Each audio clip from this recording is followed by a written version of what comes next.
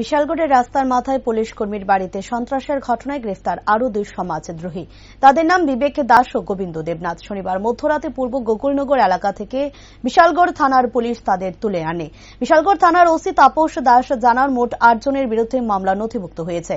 শনিবার রাতে আটককৃত বিবেক দাস ও গোবিন্দ দাস এই মামলার অন্যতম অভিযুক্ত। মামলার বাকি অভিযুক্তদেরও অবিলম্বে গ্রেফতার করা হবে বলে জানান বিশালগড় থানার ওসি ইন্সপেক্টর তাপস দাস। রবিবার আটককৃতদের আদালতে তোলা হয়। প্রসঙ্গত, বৃহস্পতিবার রাতে রাস্তার মাথা আনন্দ মেলায় বিশালগড়ের ছেলেদের সঙ্গে রাস্তার মাথা টাওয়ার পাড়া এলাকার শেম নামের এক যুবকের ঝামেলা হয়েছিল। পরে বিশালগড়ে উশৃঙ্খল যুবকরা গিয়ে তার বাড়ি ঘরে ভাঙচুর চালায়। এলাকাবাসীরা ছুটে আসলে মহিলা সহ মোট 8 জনকে বেধড়ক মারধর করেছিল বিশালগড় এসডিএম অফিস সংলগ্ন এলাকার যুবকরা। ঘটনার ব্যাপক উত্তেজনা সৃষ্টি হয় এলাকায়।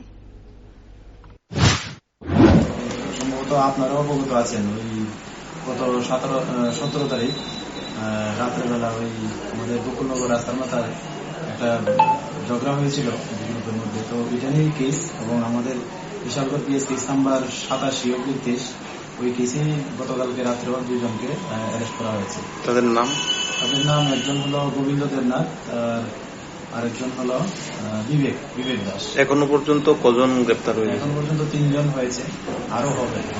যারা গ্রেপ্তার করা হয়েছে তারা কি করা হয়েছে পরবর্তী? তাদেরকে আদালতে ফরওয়ার্ড করা হয়েছে মহামান্য আদালত। গতকাল যাকে আদালতে তোলা হয়েছিল বর্তমানে উনি এখন জুডিশিয়াল কাস্টডিতে আছেন।